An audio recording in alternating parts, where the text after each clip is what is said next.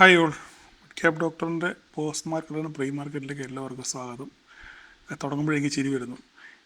എനിക്കറിയാം നിങ്ങൾക്ക് എന്നെ തല്ലിക്കൊല്ലാനുള്ള ദേഷ്യമുണ്ട് എന്നുള്ള കാര്യം എനിക്കറിയാം. ഓക്കെ, എൻ്റെ കഷ്ടകാലം കഷ്ടകാലമല്ല, എനിക്ക് കണ്ട കാര്യം ഞാൻ പറഞ്ഞു. ഓക്കെ, അപ്പം ഞാൻ ഇന്ന് ആദ്യം മുതലേ കഥ പറഞ്ഞു വരുമ്പോഴെല്ലാം നിങ്ങൾക്ക് ചിലർക്ക് കാര്യം മനസ്സിലായെന്ന് വരത്തില്ല. അപ്പം ഇന്ന് രാവിലെ മാർക്കറ്റ് ഗ്യാപ്പ് അപ്പോടുകൂടെ ഓപ്പൺ ചെയ്തു അല്ലേ? ഗ്യാപ്പ് അപ്പോടുകൂടെ ഓപ്പൺ ചെയ്തു. അതിനുശേഷം കുറേ നേരം അപ്പം നമുക്കറിയാം മാർക്കറ്റ് ഇന്ന് ഏകദേശം 24,000 താഴെ മാർക്കറ്റ് ഓപ്പൺ ചെയ്തു. ഈ റേഞ്ചിനകത്താണ് മാർക്കറ്റ് ഓപ്പൺ ചെയ്യുന്നൊക്കെയുള്ള കാര്യം നമുക്കറിയാം. അങ്ങനെ മാർക്കറ്റ് ഗ്യാപ്പ് അപ്പോടുകൂടി ഓപ്പൺ ചെയ്ത് കുറേ നേരം ആടി കളിച്ച് ഇന്ന് എക്സ്പയറി ഡേ ആണെന്നുള്ള കാര്യം ഞാൻ പറയാതെ തന്നെ നിങ്ങൾക്കറിയാം. ഓക്കെ, മാർക്കറ്റ് ആടി കളിച്ചു. അവിടുന്ന് ശേഷം ഒന്ന് പൊട്ടാനൊന്ന് ശ്രമിച്ചു. അതിനുശേഷം മാർക്കറ്റ് പതുക്കെ മോളോട്ട് കയറി ഒരു ഹൈ ക്രിയേറ്റ് ചെയ്തു. ഏകദേശം 23,980 വരെ മാർക്കറ്റ് ഈ റേഞ്ച് വരെ പോയി. അതിനുശേഷം മാർക്കറ്റ് അവിടെ നിന്ന് നേരെ തിരിച്ചു. അപ്പോൾ നമുക്കിവിടെ നിന്ന് ഒരു എൻട്രി കിട്ടിയില്ല. കാരണം പ്രോപ്പറായിട്ട് ഇതിന് അടുത്തെങ്ങാനും വന്നിട്ട് അല്ലെങ്കിൽ ഒരു വലിയൊരു വിക്ക് വന്നിട്ടാണെന്നുണ്ടെങ്കിൽ നമുക്കിവിടെ ഒരു പി എൻട്രി ഉണ്ട്. പക്ഷേ ഈ ഏരിയയിലെങ്കിൽ നമുക്കൊരു എൻട്രിക്കുള്ളൊരു സാധ്യത നമുക്ക് ഇല്ലായിരുന്നു അല്ലേ? Very clear. അപ്പോൾ ഇവിടെ എത്തിയപ്പോൾ ഞാൻ മാർക്കറ്റ് പിന്നെ ഇവിടെ നിന്ന് ഇങ്ങനെ ആടി കളിക്കാൻ തുടങ്ങി. ഇവിടെ എത്തിയപ്പോഴും ഞാൻ പറഞ്ഞു നമുക്ക് ഇവിടെയൊക്കെ എത്തിയപ്പോൾ ഞാൻ ആദ്യം രാവിലെ വോയിസ് എടുത്തു, നമുക്ക് ഇന്നൊരു ട്രേഡ് ഇല്ല. ഇന്ന് നമുക്ക് എല്ലാ ദിവസവും നമ്മൾ ട്രേഡ് ചെയ്യണമെന്ന് വാശി പിടിക്കല്, നമുക്കിന്ന് ട്രേഡ് ഇല്ല, ഗാലറി ഇരുന്ന് കളി കാണുക എന്നൊക്കെ ഞാൻ ഗ്രൂപ്പിൽ എല്ലാം പറഞ്ഞു. അതിനുശേഷം ഞാൻ ഈ മാർക്കറ്റ് ഇവിടെ നിന്ന് ഇങ്ങനെ വീണ നോക്കിയപ്പോൾ നമ്മൾ ട്രേഡ് എടുത്തില്ല. അതിനുശേഷം ഞാൻ പോയിട്ട് ഒരു 10 ചേമ്പിന് തടം വെട്ടി 10 ചേമ്പും നട്ടു, 2 ബാത്റൂമും കഴുകിയിട്ടു. ഓക്കെ, എല്ലാം കഴുകിയിട്ടിട്ട് തിരിച്ചു വന്നപ്പോഴും മാർക്കറ്റ് എന്ത് ചെയ്യുന്നു? ഇവിടെ ഇങ്ങനെ ആടി കളിച്ചുകൊണ്ടിരിക്കുകയാണ്. അപ്പം ഞാൻ നോക്കിയപ്പോൾ ഇവിടെ ഒരു പാറ്റേൺ കണ്ടു. ഇങ്ങനെ ഒരു പാറ്റേൺ കണ്ടു. അപ്പോൾ എൻ്റെ ഒരു ധാരണ ഒരു പക്ഷേ മാർക്കറ്റ് ഈ ചാട്ടപ്രകാരം മാർക്കറ്റ് താഴോട്ട് വരാനുള്ള സാധ്യതയുണ്ട്. എൻ്റെ ഗതികേടിന് ഞാനിത് ഇത് ഒന്ന് വരച്ച് ഗ്രൂപ്പിലിട്ടു. ഓക്കെ, അപ്പം ഞാൻ പറഞ്ഞു, എപ്പോഴും ഞാൻ നിങ്ങളോട് പറയാറുണ്ട്, ഞാൻ നിങ്ങളെ കുറ്റമൊന്നും പറഞ്ഞില്ല ചിലർക്ക്. അപ്പം ഒരാളെന്ന് എന്നോട് പറഞ്ഞത്, സാറ് വരച്ചില്ലേ അത് സത്യമായിരിക്കും. ഓക്കെ, അങ്ങനെ സംഭവിക്കാൻ സാധ്യത വളരെ കൂടുതലാണ്, സാറ് വരച്ചതല്ലേ എന്ന് വിചാരിച്ച് ഞാൻ അവിടെ നിന്നൊരു പി ട്രേഡ് എടുത്തു എന്ന് പറഞ്ഞു. ഞാൻ സമ്മതിച്ചു. ഓക്കെ, നിങ്ങളൊരു പി ട്രേഡ് എടുത്തു. ഞാൻ എപ്പോഴും പറഞ്ഞിട്ടുണ്ട്, ഒരു എൻട്രി ഉണ്ടെങ്കിൽ അതിനെന്ത് വേണം? ഒരു എക്സിറ്റ് കാണും അല്ലേ? ആ എക്സിറ്റ് എവിടെയായിരിക്കും? ഒന്നുകിൽ നിങ്ങളുടെ ടാർഗറ്റിലായിരിക്കും, അല്ലെങ്കിൽ നിങ്ങളുടെ സ്റ്റോപ്പ് ലോസിലായിരിക്കും. ഈ 2 പോയിന്റിൽ നിങ്ങൾക്ക് ഒരു എക്സിറ്റ് ഉണ്ട് ഇല്ലേ? ഒരു എൻട്രി നിങ്ങൾ എടുത്തു, ഒരു എക്സിറ്റ് പോയിന്റ് എവിടെയാണ്? ഒന്നുകിൽ ടാർഗറ്റ്, ഇല്ലെങ്കിൽ നമ്മളുടെ SL. ഇത് രണ്ടുമില്ലാതെ സാറ് പറഞ്ഞു എന്ന് പറഞ്ഞ് ഈ സാധനം വൈകുന്നേരം വരെ ഹോൾഡ് ചെയ്താൽ ഞാൻ അവരോട് എന്താണ് മറുപടി പറയേണ്ടത്? പറയൂ. ഓക്കെ, ഇത് നമുക്ക് ഫെയിലിയറായിപ്പോയി, സമ്മതിച്ചു. ഫെയിലിയറായിപ്പോയെങ്കിൽ നമുക്ക് എന്താ? ഇവിടെ ഒരു സ്റ്റോപ്പ് ലോസ് ഉണ്ട് ഇല്ലേ? അല്ലെങ്കിൽ ഇവിടെ വരെ ഒരു സ്റ്റോപ്പ് ലോസ്, നമുക്ക് ഒരു സ്റ്റോപ്പ് ലോസ് ഇവിടെ വരെ ഇത് തെറ്റിപ്പോയി. നമ്മളിങ്ങനെ ഒരു സാധനം കണ്ടു, നമുക്കൊരു സ്റ്റോപ്പ് ലോസ് ഇവിടെ വരെ വെക്കാം. ഒരു ഗ്രീൻ ക്യാൻഡലിൻ്റെ മണ്ട വരെ നമുക്ക് വെക്കാം. അല്ലെങ്കിൽ ഇവിടെ എവിടെയെങ്കിലും നോക്കാം, അല്ലെങ്കിൽ ഈ ഒരു പോയിന്റ് ഇതാണ് ഏറ്റവും വലിയ വിക്ക് ഇതാണല്ലോ. ഇവിടെ നമുക്കൊരു സ്റ്റോപ്പ് ലോസ് വെച്ചുകൊണ്ട് നമുക്കൊരു ട്രേഡ് നോക്കാം അല്ലെങ്കിൽ ഈ ഷോൾഡറിൻ്റെ സ്റ്റോപ്പ് ലോസ് നമുക്ക് നോക്കാം. അതിൽ കൂടുതൽ നമ്മളെങ്ങനെയാണ് ഒരു സ്റ്റോപ്പ് ലോസ് ആകുന്നത്, പ്രത്യേകിച്ച് ഇന്ന് എക്സ്പയറി ഡേയിൽ. അപ്പം കുറ്റം ആർക്കാണെന്നുള്ളത് നിങ്ങൾ സ്വയം വിചിന്തനം ചെയ്യുക. ഒരിക്കലും ഞാനെന്നല്ല, ലോകത്തിൽ ഒരു മനുഷ്യനെ നിങ്ങൾ അന്ധമായിട്ട് വിശ്വസിക്കാൻ പാടില്ല. അത് എന്നേന്നല്ല, സാറങ്ങനെ പറഞ്ഞതുകൊണ്ട് അങ്ങനെ വരും, അങ്ങനെ നിർബന്ധമൊന്നുമില്ല. ഞാൻ ദൈവമൊന്നും അല്ലല്ലോ, അല്ലെ മാർക്കറ്റിനെ നിയന്ത്രിക്കുന്ന ഞാനല്ലല്ലോ, അല്ലെങ്കിൽ NSE ചെയർമാൻ ഞാനല്ലല്ലോ, ആണോ? അല്ലെ എൻ്റെ അമ്മാവൻ്റെ മോനാണോ അവിടെ ഇരിക്കുന്നത്? ഒന്നുമല്ല. അപ്പോൾ നമുക്കെല്ലാത്തിനും ഞാൻ എപ്പോഴും പറയാനുണ്ട്, നമ്മൾ ഏതൊരു സ്ട്രാറ്റജി എടുത്താലും അതിനകത്ത് 70% മാത്രമേ വിന്നിങ് പ്രോബബിലിറ്റി ഉള്ളൂ. 30% നമ്മളെപ്പോഴും ഫെയിലിയർ ചാൻസ് നമ്മളവിടെ കാണണം. ക്ലിയർ? എപ്പോഴും നമുക്ക് ഏത് സ്ട്രാറ്റജി അല്ലെങ്കിൽ എന്ത് സെറ്റപ്പാണെന്ന് പറഞ്ഞാലും അവിടെ 70% മാത്രമേ വിന്നിങ് സെറ്റപ്പ് ഉള്ളൂ, വിന്നിങ് പ്രോബബിലിറ്റി ഉള്ളൂ, വിന്നിങ് സാധ്യതയുള്ളൂ. 30% നമ്മളെപ്പോഴും സ്റ്റോപ്പ് ലോസ് പ്രതീക്ഷിക്കണം. അതിലൊരു ട്രേഡാണ് ഇത്.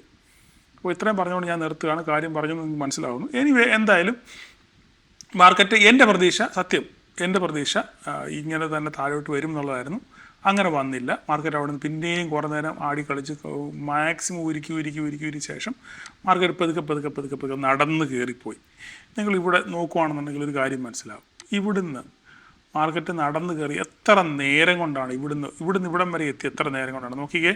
ഇവിടെ നോക്കാം 5, 10, 15, 20, 25, 30, 35, 40, 45, 50, 55, 60, 65, 70, 75, 80, 85, 90, 95, 100, ഏകദേശം 2 മണിക്കൂർ എടുത്തു ഇവിടുന്ന് മാർക്കറ്റ് ഇവിടെ എത്താൻ. 2 മണിക്കൂർ. ഈ 2 മണിക്കൂറിനകത്ത് ഇങ്ങനെ ആടി കളിച്ച് കഴിഞ്ഞപ്പോൾ എന്തുമാത്രം പ്രീമിയം ഉരുകിപ്പോയി, എത്ര പേർക്ക് അപ്രീസിയേഷൻ കിട്ടി എന്നുള്ള കാര്യം എനിക്കറിയത്തില്ല. എന്തായാലും നിങ്ങളൊന്ന് കമൻറ്റ് ചെയ്യുക. പിന്നെ ഇത് പ്രധാനപ്പെട്ട ഒരു കാര്യം എന്ന് പറഞ്ഞാൽ, ഞാൻ ഇവിടെ എനിക്കൊരു ഇവിടെ നിന്ന് ഒരു ബെയറിഷ് സെൻറ്റിമെൻറ്റ്സ് ഉണ്ടാകാനുള്ളൊരു കാരണം എന്ന് പറഞ്ഞു കഴിഞ്ഞാൽ, ഇവിടെ നമ്മൾ നോക്കിയാൽ മനസ്സിലാകും ഫ്യൂച്ചറും സ്പോട്ടും തമ്മിൽ ഇപ്പം നിലവിൽ 10 പോയിൻറ്റ് വ്യത്യാസമുള്ളൂ. 10-15 പോയിൻറ്റിൻ്റെ വ്യത്യാസം മാത്രമേ ഉള്ളായിരുന്നു ഫ്യൂച്ചറും സ്പോട്ടും തമ്മിൽ. അപ്പോൾ ഇതിൻ്റെയൊക്കെ കാര്യങ്ങൾ ഞാൻ നേരത്തെ നിങ്ങളോട് പറയാൻ തന്നിട്ടുണ്ട്. അപ്പോൾ ഇതെല്ലാം കൊണ്ടും മാർക്കറ്റിലൊരു വീക്ക്നെസ് ഉണ്ട് എന്ന് വിചാരിച്ചിട്ടാണ് ഞാൻ ഈ ഒരു പാറ്റേണൂടെ കണ്ടപ്പോഴത്തേക്കും ഞാൻ അതിനെ വിശ്വസിച്ചു. മാർക്കറ്റ് താഴെ വരുന്നു, വന്നില്ല, സ്റ്റോപ്പ് ലോസ് അടിച്ചു, ക്ലിയർ. അതിനുശേഷം മാർക്കറ്റ് ഇവിടുന്ന് നടന്ന് മുകളിലോട്ട് പോയി. ഇവിടെ എത്തിയപ്പോഴും അപ്പോഴും എനിക്ക് നെഗറ്റീവ് ട്രെൻഡാണ്. എൻ്റെ ട്രെൻഡ് ഞാൻ വിട്ടിട്ടില്ല, എൻ്റെ വ്യൂ ഞാൻ വിട്ടിട്ടില്ല. ഇവിടെ എത്തിയപ്പോഴും ഞാൻ പറഞ്ഞു നിങ്ങളോട്, നിങ്ങൾ ഇവിടുന്ന് ഒരു പി നോക്കുന്നവർക്ക്, എനിക്ക് മുകളിലോട്ട് വ്യൂ ഇല്ല, താഴോട്ട് മാത്രമേ വ്യൂ ഉള്ളൂ. നിങ്ങൾ പി നോക്കുന്നവർ 24,010 24,010 നിങ്ങളുടെ സ്റ്റോപ്പ് ലോസ്. ആ സ്റ്റോപ്പ് ലോസ് ചെയ്തുകൊണ്ട് നിങ്ങൾക്ക് ഇവിടെ ട്രേഡ് പ്ലാൻ ചെയ്യാമെന്ന് പറഞ്ഞു. അതിന് ശേഷം ഇവിടുന്ന് ഈ ഒരൊറ്റ ക്യാൻഡിൽ 10-60 പോയിൻറ്റിൻ്റെ ഒരു ക്യാൻഡിൽ കിട്ടി. ഇവിടെ ഏകദേശം 24,000 പി എനിക്ക് തോന്നുന്നു. ഇവിടെ ഈ സമയത്ത് ഇവിടുന്ന് കണ്ട് എനിക്കൊന്ന് 20 രൂപയോ 25 രൂപയോ എങ്ങാണ്ടായിരുന്നു. അവിടുന്ന് അത് 40 രൂപ വരെ 45 രൂപ വരെ വന്നു. 45 രൂപ വരെ വന്നു. അതിനുശേഷം പല ഓപ്പർച്യൂണിറ്റികൾ കിട്ടി. പിന്നെ 15-25 വന്നിട്ടുണ്ട്. പക്ഷേ അതൊന്നും പറയാൻ മാത്രമേ കൊള്ളത്തുള്ളൂ, എത്ര പേര് പ്രാക്ടിക്കൽ ട്രേഡ് നടത്തില്ല. പക്ഷേ എന്തായാലും ഈ ഒരു ഓപ്പർച്യൂണിറ്റി അടിപൊളി ഓപ്പർച്യൂണിറ്റി ആയിരുന്നു. ഏകദേശം 25-ൽ നിന്ന് 20-24 നിന്നൊക്കെ 45 വരെയൊക്കെ പോയിട്ടുണ്ടായിരുന്നു. എനിവേ, എന്തായാലും നിങ്ങൾ കമൻറ്റ് ചെയ്യുക. എന്തായാലും ഇത് ഞാൻ കണ്ടത് ഈ എന്ന് പറഞ്ഞ് ഞാൻ നാളെ ഇനി സാറിനെ നിങ്ങൾ ആൾക്കാർ ചീത്ത വിളിച്ചുകൊണ്ടോ അല്ലെങ്കിൽ ഇങ്ങനെ പറഞ്ഞതുകൊണ്ടോ ഞാനിനി ഇടാതിരിക്കുക, അങ്ങനൊന്നുമില്ല. ഞാനിടും, നിങ്ങൾ പേടിക്കൊന്നും വേണ്ട. അങ്ങനെ എനിക്ക് നെഗറ്റീവ് സെൻറ്റിമെൻറ്റ്, എനിക്ക് പറയാനുള്ളതും എനിക്ക് നിങ്ങളോട് സമ്മതിക്കാനുള്ളതെല്ലാം ഞാൻ ആ ഗ്രൂപ്പിൽ പറയും. നിങ്ങൾ അതിനകത്ത് ടെൻഷൻ അടിക്കേണ്ട കാര്യമില്ല. ഇതുപോലെ ഇനി പാറ്റേൺ കാണാൻ ഇതുപോലെ ഞാൻ പഠിക്കും. ഇതുപോലെ നമ്മൾ എത്രയോ പാറ്റേൺ ഇട്ടേക്കുന്നു, അതൊക്കെ വർക്ക് കിട്ടില്ലേ. അപ്പം വല്ലപ്പോഴും കണ്ണ് കിട്ടാതിരിക്കാൻ ഇങ്ങനെയൊക്കെ സംഭവിക്കണം, ശരിയല്ലേ? എന്തായാലും ഞാൻ പറഞ്ഞു, ഇനി ഞാൻ പറയുന്നു, വീണ്ടും ഞാൻ നിങ്ങളോട് പറയുന്നു, നിങ്ങളൊരു എൻട്രി ഉണ്ടെങ്കിൽ നിങ്ങൾക്ക് അതിൻ്റെ സ്റ്റോപ്പ് ലോസ് മസ്റ്റ് ആയിരിക്കണം. സാറ് പറഞ്ഞു, അല്ലെ സാറിൻ്റെ കൺവിഷൻ ആണല്ലേ അത് ശരിയായിരിക്കും എന്ന് അന്ധമായി വിശ്വസിച്ച് ഒരിക്കലും നിങ്ങൾ ട്രേഡ് എടുക്കാൻ പാടില്ല. എൻട്രി ഉണ്ടെന്നുണ്ടെങ്കിൽ അവിടെ എക്സിറ്റ് ഉണ്ടായിരിക്കണം. ക്ലിയർ? ഓക്കെ, അവിടെ കൊണ്ട് കാര്യങ്ങളെല്ലാം അവസാനിപ്പിക്കുകയാണ്. ഇനി അടുത്ത കാര്യം പറയാം. എന്തുകൊണ്ട് ഞാൻ ബെയറിഷ് സെൻറ്റിമെൻറ്റ്സിലോട്ട് വന്നു എന്ന് ചോദിച്ചു കഴിഞ്ഞാൽ, നമ്മൾ കുറേ ന്യൂസുകൾ പരതി നോക്കിക്കഴിഞ്ഞാൽ, നമ്മൾ നെറ്റിൽ നമ്മുടെ ഒരു ഫ്യൂച്ചർ ഔട്ട്കാസ്റ്റ് നോക്കിക്കഴിഞ്ഞ് കഴിഞ്ഞാൽ, നിഫ്റ്റിയായിട്ട് ബന്ധപ്പെട്ട് നോക്കിക്കഴിഞ്ഞാൽ, BOJ ബാങ്ക് ഓഫ് ജപ്പാൻ്റെ ഇൻട്രസ്റ്റ് റേറ്റ് 0.75 നിന്ന് 1% ആയിട്ട് കൂട്ടി ഇന്ന്. ഓക്കെ, അപ്പം ഞാൻ ഇതിന് ഈ ബാങ്ക് ഓഫ് ജപ്പാനെ പറ്റി ഓൾറെഡി ഒരു വീഡിയോ ചെയ്തിട്ടുണ്ട്. നമ്മൾ ഏതോ ഒരു പ്രീ മാർക്കറ്റിലാണെന്ന് തോന്നുന്നു. ബാങ്ക് ഓഫ് ജപ്പാൻ്റെ ചരിത്രവും എങ്ങനെയാണ് പിന്നെ ഇവർ ഇൻട്രസ്റ്റ് റേറ്റ് കൂട്ടിയാൽ എന്ത് സംഭവിക്കുന്നൊക്കെ ഉള്ളതിനെ പറ്റി എന്നെ സ്ഥിരമായിട്ട് ഫോളോ ചെയ്യുന്നവർക്കാണെന്നുണ്ടെങ്കിൽ അവർക്ക് ഓർമ്മ വരും ബാങ്ക് ഓഫ് ജപ്പാൻ. എന്നാൽ ജസ്റ്റ് ഒന്ന് പെട്ടെന്ന് പറഞ്ഞു പോവാം. ഓക്കെ, എന്താണെന്ന് പറഞ്ഞു കഴിഞ്ഞാൽ, ബാങ്ക് ഓഫ് ജപ്പാനിൽ ഏറ്റവും കൂടുതൽ ഇൻട്രസ്റ്റ് റേറ്റ് കുറവുള്ള ഒരു രാജ്യമാണ് ജപ്പാൻ. അപ്പോൾ അവിടുന്ന് ചെറിയ പലിശയ്ക്ക് പൈസ കിട്ടുമ്പോൾ പല രാജ്യങ്ങളും പല വലിയ ഫേംസുകളും ഇവിടുന്ന് ബാങ്ക് ഓഫ് ജപ്പാനിൽ നിന്ന് പൈസ കടമെടുത്ത് പുറത്ത് കൊണ്ടുപോയി എമർജിങ് മാർക്കറ്റുകളിൽ, അത് പറഞ്ഞിട്ടുണ്ട് ഓൾറെഡി, എമർജിങ് മാർക്കറ്റിൽ കൊണ്ട് ഇൻവെസ്റ്റ് ചെയ്യുന്നൊരു പരിപാടിയുണ്ട്. അതായത് ജപ്പാനിൽ നിന്നും പൈസ കടമെടുത്ത് ലോൺ എടുത്ത് എമർജിങ് മാർക്കറ്റുകളിൽ കൊണ്ടുപോയി നിക്ഷേപിച്ച് ലാഭം ഉണ്ടാക്കുന്ന പല കമ്പനികളും പല രാജ്യങ്ങളും ഉണ്ട്. ഓക്കെ, അവർക്കൊക്കെ ഇത് 0.25 ഉള്ളായിരുന്നു. 0 ഇൻട്രസ്റ്റ് ആയിരുന്നു ആദ്യം. 0 ഇൻട്രസ്റ്റ് ആയിരുന്നു, പിന്നെ അത് 0.25 ആക്കി, പിന്നെ 0.5 ആക്കി, 0.75 ആക്കി, ഇപ്പം 1% ആക്കി. അപ്പോൾ ഈ 1% ആക്കി, ഈ 1% 0.25 എന്നൊക്കെ പറഞ്ഞാൽ വലിയ സംഭവങ്ങളാണ്. കോടികൾ ബില്യൺ വെച്ച് കളിക്കുമ്പോൾ ഇതൊക്കെ വലിയ സംഭവങ്ങളാണ്. അപ്പം എന്താ സംഭവിച്ചത്? ഇവിടുന്ന് ബോറോ ചെയ്ത മണി, അതായത് ജപ്പാനിൽ നിന്ന് കടമെടുത്ത പൈസ ഈ ഇൻട്രസ്റ്റ് റേറ്റ് കൂട്ടുമ്പോൾ ഈ പൈസ തിരിച്ചടയ്ക്കാൻ എടുത്തവർ തിരിച്ചടയ്ക്കാൻ ബാധ്യസ്ഥരായിട്ട് വരും. അല്ലെങ്കിൽ അത്രയും പലിശ അവർ കൊടുക്കണം. നമ്മൾ ഈ പറയുന്ന പോലെ 0.1 എന്ന് പറയുന്നത് പോലും വലിയ എമൗണ്ടിൽ കണക്ക് കൂട്ടുമ്പോൾ വലിയ തുകകളാണ്. അതുകൊണ്ടാണ് ഞാൻ അത് നിങ്ങൾ മനസ്സിലാക്കിയിരിക്കുന്നത്. അപ്പോൾ ഈ 0.75 എന്നുള്ളത് 1% ആക്കി കഴിഞ്ഞപ്പോൾ ഈ ഇൻവെസ്റ്റ് ചെയ്തേക്കുന്ന പൈസ വീണ്ടും ലോക മാർക്കറ്റുകളിൽ നിന്ന്, അല്ലെങ്കിൽ എമർജിങ് മാർക്കറ്റിൽ നിന്ന്, ഇന്ത്യ അല്ലെങ്കിൽ മറ്റുള്ള രാജ്യങ്ങളിൽ നിന്നും എന്ത് ചെയ്യും, ഈ പൈസ പിൻവലിക്കപ്പെടും. മനസ്സിലായി പറഞ്ഞ് പിൻവലിച്ച് തിരിച്ച് ഈ പൈസ ജപ്പാനിൽ എത്തണം. മനസ്സിലായി പറഞ്ഞ് അങ്ങനെ എത്തുമ്പം എന്താ സംഭവിക്കുന്നത്, മറ്റുള്ള രാജ്യങ്ങളിൽ, മറ്റുള്ള സ്റ്റോക്ക് മാർക്കറ്റുകളിൽ ഒരു സെൽ ഓഫിനുള്ള സാധ്യത കൂടുതലാണ്. ഇങ്ങനെ സംഭവിച്ചിട്ടുണ്ട്. ഇതിപ്പോൾ നമുക്ക് എക്സ്പെക്റ്റഡ് ആണ്. കാരണം ഓൾറെഡി നേരത്തെ എല്ലാം ഡിക്ലെയർ ചെയ്ത് പറഞ്ഞു വെച്ചേക്കുന്നതാണ്. എക്സ്പെക്റ്റഡ് ആണ്, ഇത്രയും ശതമാനം കൂടുന്നൊക്കെ ഉള്ളത് നമുക്കിങ്ങനെ അറിയാവുന്നത് കൊണ്ടാണ് വലിയ മൂവ്മെൻറ്റ് ഇപ്പം മാർക്കറ്റുകളിൽ കാണാത്തത്. ഒരിക്കൽ നിങ്ങൾക്ക് ഓർമ്മ അറിയത്തില്ല, ഒരിക്കൽ ഇതുപോലെ തന്നെ അൺഎക്സ്പെക്റ്റഡായിട്ട് എനിക്കൊന്ന് 0.25 to 0.5 ആണെന്ന് തോന്നുന്നു. 0.25 നിന്ന് 0.5 പെട്ടെന്നാക്കി ആണെന്ന് എൻ്റെ ഓർമ്മ, എനിക്ക് കറക്റ്റ് അറിയത്തില്ല, ഓർക്കുന്നില്ല. പെട്ടെന്ന് ആർക്കും ഒരു ഇൻറ്റിമേഷനും കൊടുക്കാതെ പെട്ടെന്ന് ഇവർ ഈ ഇൻട്രസ്റ്റ് റേറ്റ് മാറ്റി കഴിഞ്ഞപ്പം ഏകദേശം ആ ലോക മാർക്കറ്റ് മുഴുവൻ, നമ്മുടെ ഇന്ത്യ മാർക്കറ്റ് അടക്കം പൊട്ടിത്തകർന്നു പോയായിരുന്നു. നിങ്ങൾ നോക്കിയ ആ ഡേറ്റ് ഞാൻ ഓർക്കുന്നില്ല, പൊട്ടിത്തകർന്നു പോയായിരുന്നു.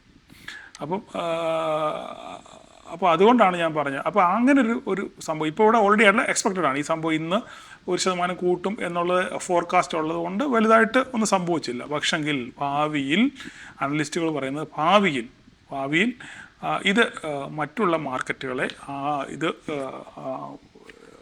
എന്താ പറയുക അഫക്റ്റ് ചെയ്യാനുള്ള സാധ്യത വളരെ കൂടുതലാണെന്നാണ് വലിയ അനലിസ്റ്റുകൾ പറയുന്നത്. പ്രത്യേകിച്ച് ഇപ്പോഴും ഇന്ത്യ ഹൈ വാല്യുവേഷനിലാണെന്നാണ് അവരുടെ പക്ഷം. അറിയത്തില്ല ഇതിൻ്റെ സത്യാവസ്ഥ എന്താണെന്ന് അറിയത്തില്ല. അല്ല, ഇപ്പം നമുക്കിപ്പോൾ ഏകദേശം 20 പോയിൻറ്റ്, നമ്മുടെ നിഫ്റ്റിയുടെ പി എന്ന് പറഞ്ഞാൽ 20.4 20.6 കണ്ടാണ് ഇപ്പോൾ. ഓക്കെ, നേരത്തെ 22 ആയിരുന്നു.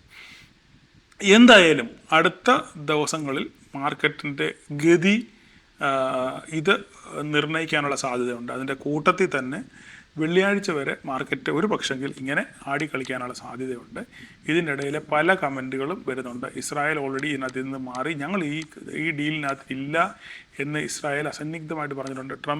ട്രംപിൻ്റെ കാര്യം എനിക്ക് പുള്ളി നെതന്യാഹു പറഞ്ഞ ഡയലോഗ് ഇങ്ങനെയാണ്: ട്രംപ് US പ്രസിഡന്റ്, ഞാൻ ഇസ്രായേലിൻ്റെ പ്രധാനമന്ത്രി. ഞങ്ങൾക്ക് രണ്ടും വ്യത്യസ്ത അഭിപ്രായങ്ങൾ കാണാം. ഞാൻ എൻ്റെ രാജ്യത്തെ സുരക്ഷ നോക്കുന്നു, അദ്ദേഹത്തിൻ്റെ രാജ്യത്തെ സുരക്ഷ നോക്കുന്നു. അപ്പം ഇതിനകത്തൊരു കോൺഫ്ലിക്റ്റ് ഉണ്ട് ചെറുതായിട്ട്, ഇല്ലേ? അപ്പോൾ ഏതെങ്കിലും രീതിയിൽ, ചെറിയ രീതിയിലെങ്കിലും എന്തെങ്കിലും ഒരു കോൺഫ്ലിക്റ്റ് ഉണ്ടായാൽ അത് മാർക്കറ്റിനെ സാരമായി ബാധിക്കാനുള്ള സാധ്യത വളരെ കൂടുതലാണ്. ഇതാണ് എൻ്റെ കൺസെപ്റ്റ്. ഓക്കെ, ഇത് ശരിയാകാം, തെറ്റാകാം, ഐ ഡോണ്ട് നോ, എനിക്കറിയത്തില്ല. എന്തായാലും ഇപ്പം നിലവിൽ ഈ പറയുന്ന ഗിഫ്റ്റ് നിഫ്റ്റി വീണ്ടും താഴോട്ട്, നമ്മൾ എവിടെയാണോ ഗിഫ്റ്റ് നിഫ്റ്റി നിന്നത് അതേ പോയിന്റിൽ തന്നെയാണ് ഇപ്പോഴും നിൽക്കുന്നത്. അതാ നോക്കിക്കേ, ഗിഫ്റ്റ് നിഫ്റ്റി താഴോട്ട് വരുന്നത് 24,068 എന്ന് പറയുന്നത് ഗിഫ്റ്റ് നിഫ്റ്റിയുടെ പോയിൻ്റാണ്. 24,000-ലാണ് ഇപ്പോഴും ഗിഫ്റ്റ് നിഫ്റ്റി നിൽക്കുന്നത്. ഓക്കെ, നെഗറ്റീവ് ട്രെൻഡിലാണ് പോകുന്നത്. അതുപോലെ തന്നെ US മാർക്കറ്റും ചെറിയൊരു പോസിറ്റീവ്, അത് ഫ്യൂച്ചറിൻ്റെ പോസിറ്റീവാണ് കാണുന്നത്. അതിനുശേഷം ഒരു സെക്കൻഡ്,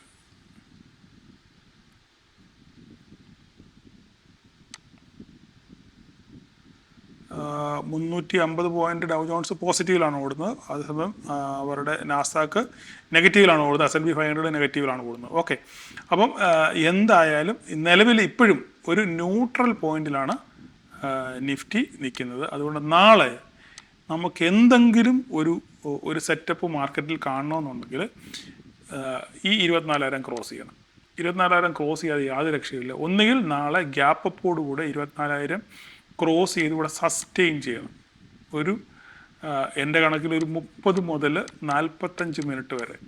ഓക്കെ, 30 മുതൽ 45 മിനിറ്റ് വരെ 24,000-ന് മുകളിൽ മാർക്കറ്റ് സസ്റ്റെയിൻ ചെയ്തെങ്കിൽ മാത്രമേ ഒരു ഫർദർ പോസിറ്റിവിറ്റി നമുക്ക് നിഫ്റ്റിയിൽ കാണാൻ പറ്റത്തുള്ളൂ. ഇല്ലെങ്കിൽ മാർക്കറ്റ് എപ്പോഴും താഴോട്ട് വരാനുള്ള ടെൻഡൻസി ആയിരിക്കും. ഇനി അല്ല, ഇതിൻ്റെ താഴെയാണ്, 24,000-ന് താഴെയാണ് ക്ലോസ് ചെയ്യുന്നതെങ്കിൽ, മാർക്കറ്റ് ഓപ്പൺ ചെയ്യുന്നതെങ്കിൽ 24,000 എത്തുമ്പോൾ എന്ത് സംഭവിക്കുമെന്ന് നോക്കുക. ഇല്ല, ഓപ്പൺ ചെയ്യുമ്പോൾ താഴോട്ട് വരുവാണെന്ന് നോക്കുക. ഓക്കെ, നാളെ ഈ ഒരു ലോ നാളെ പ്രധാനപ്പെട്ട ലോയാണ്. ഈ ലോ നമുക്ക് നാളെ ഒരു സപ്പോർട്ട് അറ്റാക്ക് ചെയ്യാനുള്ള സാധ്യത വളരെ കൂടുതലാണ്. ഓക്കെ, അതുകൊണ്ട് ഈ ലോ ഇവിടെ നിന്ന് മാർക്ക് ചെയ്തിടണം. നിഫ്റ്റിയിലെ ഇപ്പോഴത്തെ അവസ്ഥ വെച്ചിട്ട് സത്യം പറഞ്ഞു കഴിഞ്ഞാൽ കയ്യാലപ്പുറത്തെ തേങ്ങ പോലെയാണ്. ഞാൻ എപ്പോഴും പറഞ്ഞ പോലെ കയ്യാലപ്പുറത്തെ തേങ്ങ പോലെയാണ്. അപ്പോൾ നാളെ നമുക്ക് ഈ ഒരു പോയിന്റ്, ഇതിപ്പോൾ ഇന്നത്തെ ഓപ്പണിംഗ് പോയിൻ്റാണിത്. ആ ഓപ്പണിംഗ് പോയിൻ്റ് നമുക്കൊരു സപ്പോർട്ടായിട്ട് ആക്ട് ചെയ്യാനുള്ള സാധ്യത വളരെ കൂടുതലാണ്. ഞാനിത് ഇവിടെ തന്നെ വരച്ചിട്ടേക്കാം.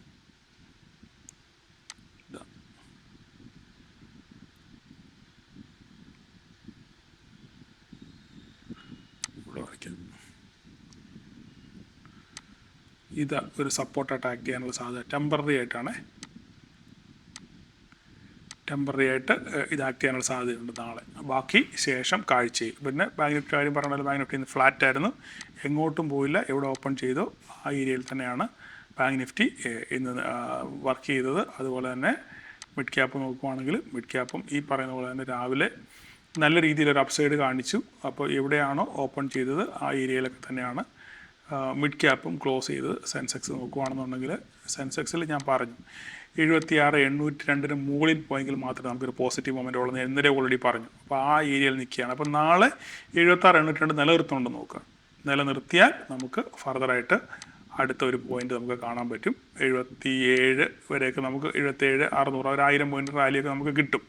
എനിവേ എന്തായാലും നമുക്ക് നാളത്തെ ദിവസം നമുക്ക് നോക്കാം. വെള്ളിയാഴ്ച വരെ മാർക്കറ്റ് ഇങ്ങനെ അങ്ങോട്ടും ഇങ്ങോട്ടും വാണിയത്തെയും കളിക്കുകയായിരിക്കും. നമ്മൾ അതിൽ പെട്ടുപോകരുത്. എനിക്ക് നിങ്ങളോട് നാളെയും സെൻസെക്സിൻ്റെ ദിവസമാണ്.